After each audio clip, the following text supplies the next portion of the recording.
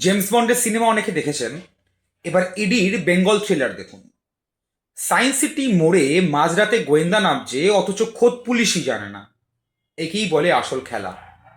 বন্দে মাতরম বন্ধুরা। গত 10 বছর ধরে সারা দেশে ইডি মানেই ছিল একটা আতঙ্কের নাম। পলিটিক্যাল অ্যাক্টিভিস্ট থেকে আরটিআই কর্মী, ইডির নাম শুনলেই সবার বুক কাঁপত।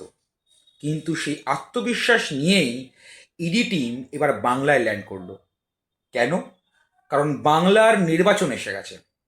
কিন্তু দিল্লির বাবুরা একটা জিনিস ভুলে গেছেন, এটা বাংলা। এখানে রয়্যাল বেঙ্গল টাইগারদের বাস।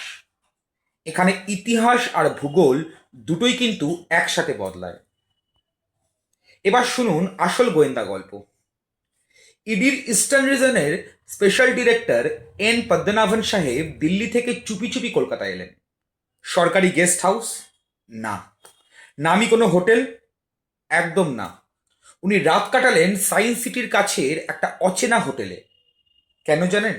যাতে শেক্সপিয়ার সরণি বা ইলেকট্রনিক কমপ্লেক্স থানার পুলিশ ঘুণাক্ষরেও টের না পায়। আরে ভাই, চোর ধরতে আসছেন নাকি শত্রু দেশের বাংকারে হানা দিচ্ছেন? পুলিশের ওপর আপনাদের এতই অবিশ্বাস যে 2019-এর রাজীব কুমারের বাড়িতেও সেই নাটকটা আবার রিপিট করতে চাইলেন। টার্গেটকে আইপ্যাড আর প্রতীক জৈন।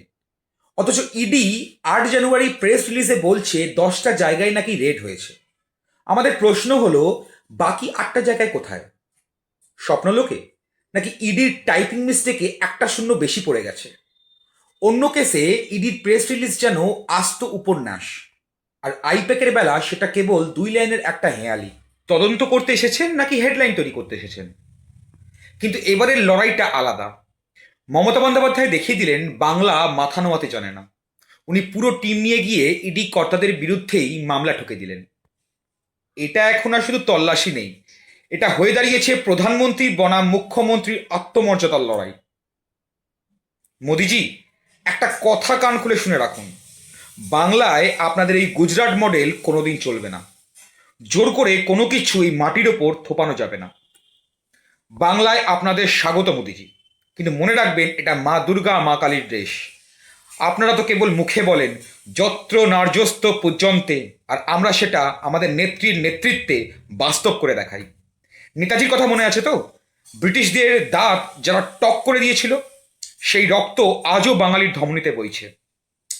সিজনাল অফারের মতো ভোট এলেই ইডিসিবিআই পাঠানোটা বাঙালির কাছে এখন একটা হাসির খোরাক হয়ে দাঁড়িয়েছে। শেষ করার আগে ইডির বন্ধুদের একটা টিপস দিই।